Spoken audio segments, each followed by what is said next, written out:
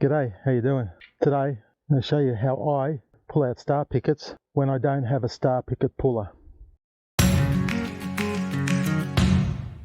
I happen to have lying around one of these high lift jacks.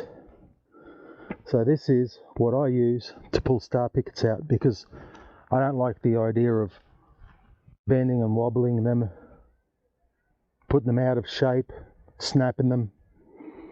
If I can get them out straight, it makes it easy to drive them in straight later on. So with this, all I do is I have a piece of chain with a D-shackle and a high tensile bolt and nut to hold it to the jaw.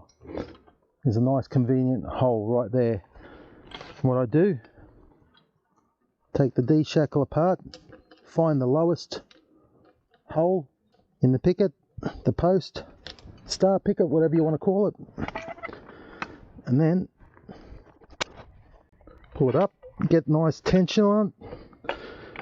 I put the jaw up against the brace, I lock it, and then it's simply a case of keeping it in line with the star picket, the foot against the bottom, and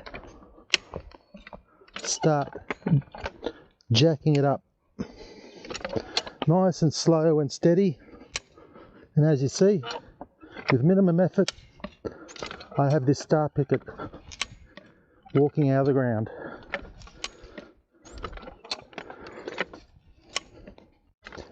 How easy is that? It's child's play. So there you go. Don't have a picket puller, but you got one of these high lift jacks. A bit more.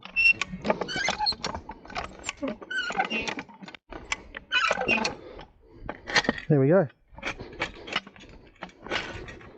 She's out. Then it's a simple case of releasing the jack, dropping it down, undoing the D-shackle, and repeat. So there you go. That's how I get a post out of the ground, or as we call it, star picket, when I don't have a puller. Till next time, Mr. Wild from Wild Eyes Steading. Have a great day. Bye.